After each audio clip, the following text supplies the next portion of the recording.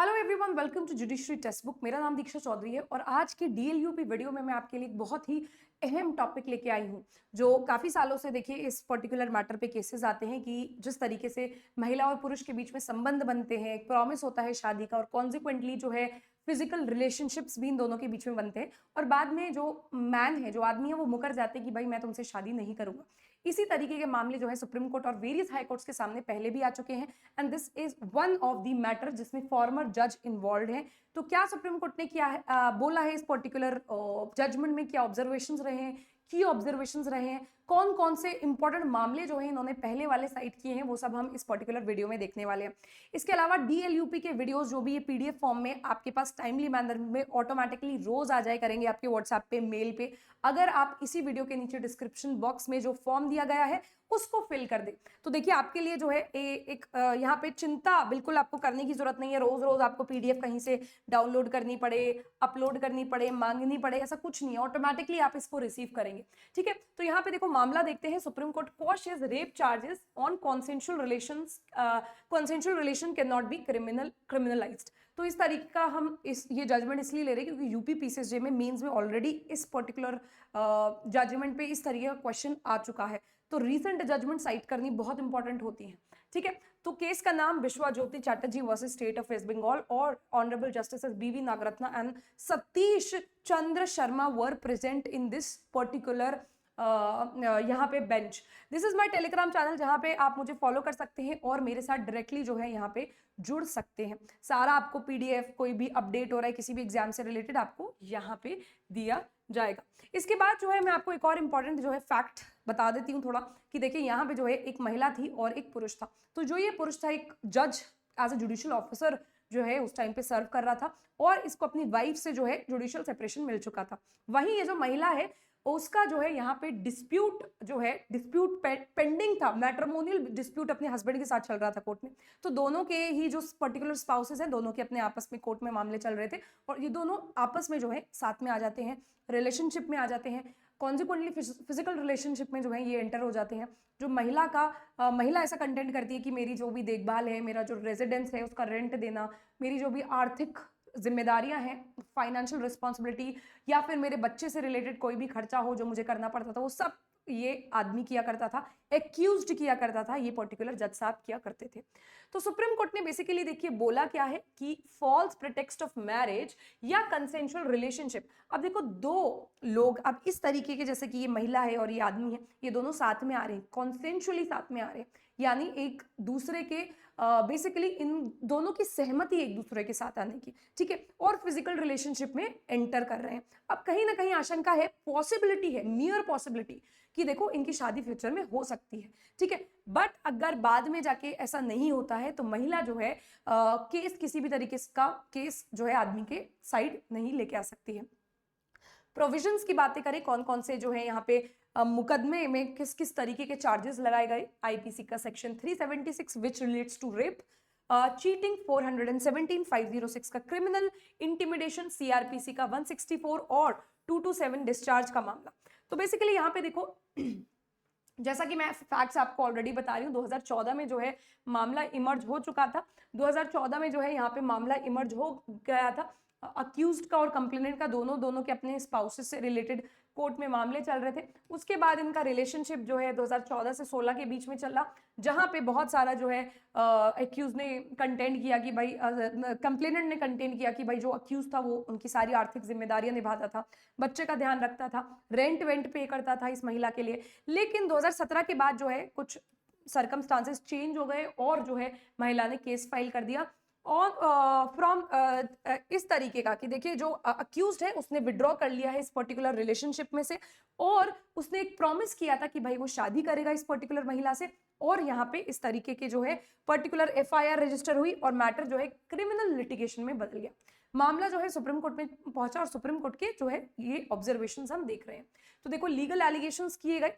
अब 506 के अंदर मामला क्या किया गया कि भाई देखिए महिला ने बोला कि मेरे जो बेटा है, जो मेरा छोटा बेटा है, उसको जो है डराया धमकाया जा रहा है इस पर्सन के द्वारा। इसके अलावा चीटिंग 417 कि भाई देखिए मेरे साथ चीटिंग किया, मुझे फ्रॉड किया, मुझे डिफ्रॉड किया और मेरे साथ सेक्सुअल रिलेशनशिप्स बनाने की कोशिश करी। और 376 रेप की, भाई देखो मेरे साथ झूठा वादा करके मेरे साथ फिजिकल रिलेशनशिप्स बनाए गए। ठीक है, तो ये सारे जो एलिगेशंस हैं ये महिला ने जज साहब पे जो है लगाए और कॉन्सिक्वेंटली एफआईआर लॉन्च हुई। मामला इन्वेस्टिगेशन में गया, चार्जशीट फाइल हुई और डिस्चार्ज डिनाइल करे गए कोर्ट के द्वारा। सुप्रीम कोर्ट में मैटर आया तो 3 मेजर क्वेश्चंस जो है यहाँ पे सुप्रीम कोर्ट के सामने उठे। क्या क्वेश्चंस थे? Whether the accused promise to marry constituted a false pretext. अब देखो अक्यूज ने जो मैरी करने का यहाँ पे वादा किया था, शादी का वादा किया था, क्या वो एक फॉल्स प्रिटेक्स्ट टू मैरिज के तहत उसको ट्रीट किया जाएगा या नहीं किया जाएगा? अब क्या इस अक्यूज के खिलाफ ये सारे जो हमने सेक्शंस प्रोविजंस देखे हैं उनके अगेंस्ट चार्जेस लगेंगे या नहीं लगेंगे? क्या ये चार्जेस वैलिड है या नहीं वैलिड है? और क्योंकि अक्यूज ने बोला कि यार मुझे डिस्चार्ज कर दिया जाए, ये मामले झूठे हैं, तो क्या अक्यूज को डिस्चार्ज दिया जा सकता है या नहीं दिया जा सकता? अब यहाँ पे सुप्रीम कोर्ट ने Pramod Suryabhan Pawan versus the state of Maharashtra का रीसेंट 2019 का जो है डिसीजन को यहाँ पे साइट किया, और एक और Uday versus the state of Karnataka का 2003 का इसी रेफरेंस में एक जजमेंट आया था। ये दोनों जजमेंट को यहाँ पे साइट किया और बोला not every breach of promise results in rape. अगर आप वादा तोड़ेंगे तो वो हमेशा रेप की डेफिनेशन में जो है यहाँ पे रीड डाउन नहीं किया जाएगा। Promise must be false representation at the inception. अगर देखिए आप इस तरीके का जो है यहाँ पे चार्ज लगाना चाहते हैं तो उसके लिए जरूरी है कि right from the very beginning, जब से आपका रिलेशनशिप शुरू हुआ है तब से ही जो है आपसे झूठे वादे किए गए हों और आपके साथ झूठे वादे सिर्फ आपसे फिजिकल रिलेशनशिप बनाने के लिए करे गए हों। Consent of an adult women even with emotional expectation is still voluntary if there is no deceit. Uday Singh के केस में बोला गया है कि देखो एक महिला के द्वारा अगर कंसेंट दी जा रही है तो बेसिकली इमोशनल कंसेंट दी जा रही है, फॉर एग्जाम्पल वो किसी भी तरीके से इमोशनल होके जो है यहाँ पे अपनी अनुमति दे रही है, तो वो फ्रॉड के डेफिनेशन के अंदर नहीं रीड कर सकते, वो डिसीट के डेफिनेशन के अंदर नहीं रीड कर सकते। It is still a valid consent, no evidence that the accused never intended to marry from the outset. यानी ऐसा कोई भी साक्ष्य, कोई भी पर्टिकुलर एविडेंस मौजूद नहीं था जिससे के तहत सुप्रीम कोर्ट को ये पता चल सके कि यार शुरू से ही ये जो पर्टिकुलर जज साहब थे ये धोखाधड़ी के द्वारा जो है फिजिकल रिलेशनशिप बनाने की कोशिश कर रहे थे। तो देखो दो मेजर जो यहाँ पे एलिगेशंस किए गए, चीटिंग के चार्जेस लगाए गए, उसको जो एनालाइज किया गया और देखा गया कि भाई देखो ये जो चीटिंग का मामला, अगर आपको चीटिंग का मामला यहाँ दर्ज करना है तो उसके लिए आपको फ्रॉडुलेंट और डिसऑनेस्ट इंड्यूसमेंट को प्रूव करना जरूरी होगा, जो कि यहाँ नहीं हो पाया। ठीक है, इसीलिए ये चार्ज भी गलत माना गया। क्रिमिनल इंटिमिडेशन, जैसे कि महिला ने बोला कि भाई मेरे बेटे को जो है डराया जा रहा है, धमकाया जा रहा है, क्रिमिनली इंटिमिडेट किया जा रहा है, तो ये भी देखिए बेसिकली ऐसे बहुत सारे जो है स्टेटमेंट्स आए कोर्ट के सामने ही जहाँ पे देखा गया कि महिला पहले कुछ और बोल रही है और दोबारा फिर अपने ही स्टेटमेंट्स को कॉन्ट्राडिक्ट कर रही है। तो दिस वाज आल्सो समथिंग जिसके बेसिकली वजह से क्रिमिनल इंटिमिडेशन के चार्जेस भी जो है झूठे माने गए। इसके बाद कोर्ट का हाईलाइट देखो, कोर्ट का यहाँ मेजर कंसर्न क्या था? कोर्ट ने ये बोला कि भाई this is the apex court और यहाँ पे बहुत सीरियस मामले पहुंचते हैं। कैसे कैसे मामले पहुंचते हैं? ठीक है, अब देखो लोगों के दो अडल्ट्स के बीच में कंसेंशुअल रिलेशनशिप हो रहा है और किसी भी वजह से उनके रिलेशनशिप के बीच में खटास आ गई। इसका मतलब ये तो नहीं है कि महिला जो है अपनी खटास, ये जो उसको इमोशनल ट्रॉमा हुआ है या उसको किसी भी तरीके से उसको लगता है कि भाई उसको धोखा दिया गया है तो उसको जो है रिवेंज लेने के लिए कोर्ट में जो है केस फाइल करे। ठीक है, no criminal proceedings are not a remedy for emotional disappointment. आपका इमोशनली आप डिसअपॉइंट हुए हैं उसका मतलब ये नहीं है कि आप क्रिमिनल रेमेडी ले सकते हो उसके खिलाफ।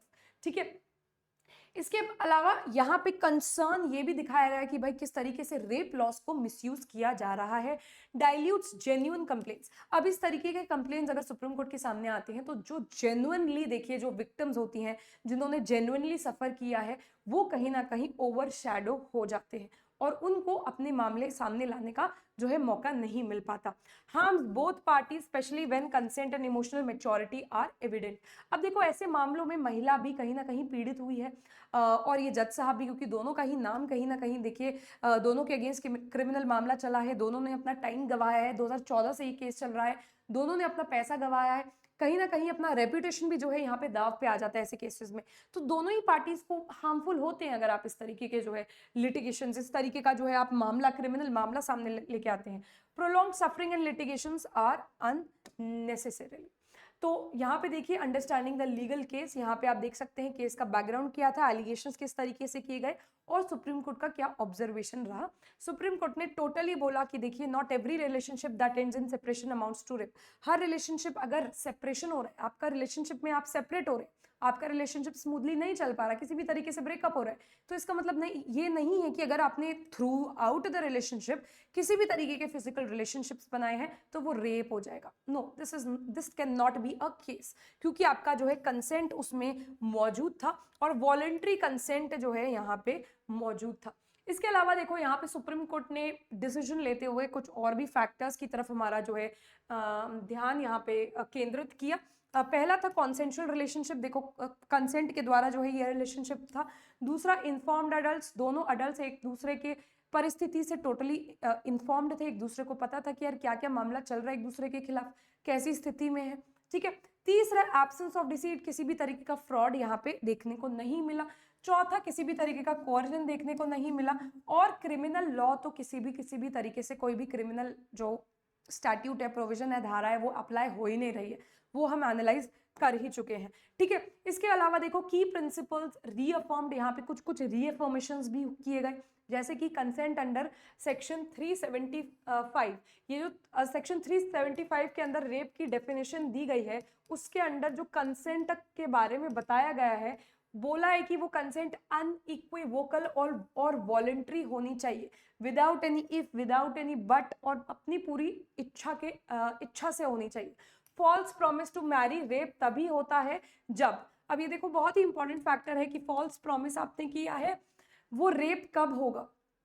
Promise was never intended to be fulfil, जब कभी भी शुरू से ही कभी भी आदमी की ये इंटेंशन नहीं रही थी, ये भावना नहीं रही थी कि यार मैं इससे शादी करूंगा, स्टिल वो उसने उसके साथ ऐसा प्रॉमिस किया और सेक्सुअल इंटरकॉर्सेस किए। Was made solely to obtain sexual relationships, तो सोनली इस तरीके का प्रॉमिस किस लिए किया गया, जिससे कि सेक्सुअल रिलेशनशिप्स हो सके। Criminal proceedings must not be used as retribution for failed relationship, अगर आपका रिलेशनशिप फेल हो चुका है तो भाई आप क्रिमिनल प्रोसीडिंग्स ना लेके आए ऐसे मामलों में। How should the law be applied in sensitive personal dispute, जो सेंसिटिव पर्सनल डिस्प्यूट होते हैं उन केसेस में मामले किस तरीके से अप्लाई होना चाहिए। Law as a shield use होनी चाहिए, ensures protection and fairness by preventing misuse, restore fairness and differentiate abuse and choice. Abuse कहाँ हुआ है और पार्टी की चॉइस कहाँ थी, महिला का अब्यूज हो रहा है या महिला असल में कंसेंटिंग पार्टी थी, इसको डिफरेंशिएट करना और जस्टिस इंश्योर करना जो है यहाँ पे इंपॉर्टेंट बन जाता है। Again this is my Telegram channel जहाँ पे आप मेरे से जुड़ सकते हैं। That was all about the matter, that was all about the judgement which is very important. Also do share this particular video with your friends also, जो भी जुडिशरी की तैयारी कर रहे हैं, किसी और लॉ एंट्रेंस एग्जाम की तैयारी कर रहे हैं। This particular DLUP videos will be very very beneficial for you. Thank you everyone. Do like the video if you think that this can be benefiting for you in any circumstance. Thank you.